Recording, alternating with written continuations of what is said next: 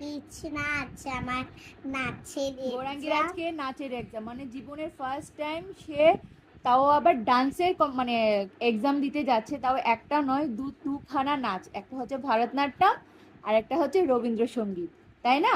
তো ওই জন্য গৌরাঙ্গীকে সকালবেলায় রেডি করাচ্ছি, কারণ ওকে নিয়ে বেরোতে হবে 10টা থেকে হচ্ছে নাচের এক্সাম। আছে তো লোপা, চার জন্য আঁকা ছিল, চার জন্য। ঠিক আছে, বলো সবাই আমাকে, গৌরাঙ্গীকে সবাই কৃপা আশীর্বাদ করবেন যেন সুন্দর করে নাচের এক্সামটা দিতে পারে। বলো আমাকে সবাই কৃপা আশীর্বাদ করবে।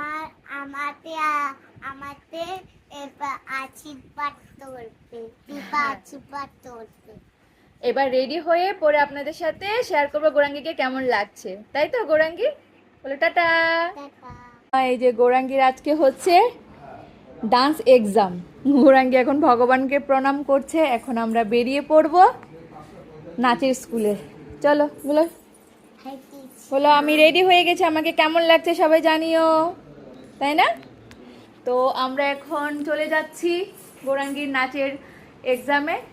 তো ফার্স্ট টাইম গৌরাঙ্গী এখন নাচের এক্সাম দিতে যাচ্ছে, মানে পড়াশোনা ছেড়ে নাচের এক্সাম দিতে যাচ্ছে ফার্স্ট টাইম। তো সবাই ওকে কৃপা আশীর্বাদ করবেন গৌরাঙ্গীকে যেন সুন্দরভাবে নাচটা কমপ্লিট, মানে এক্সামটা সুন্দর করে দিতে পারে। দাঁড়াও আমি যাচ্ছি তো। ঠামিকে টাটা করো, বলে ঠামি টাটা।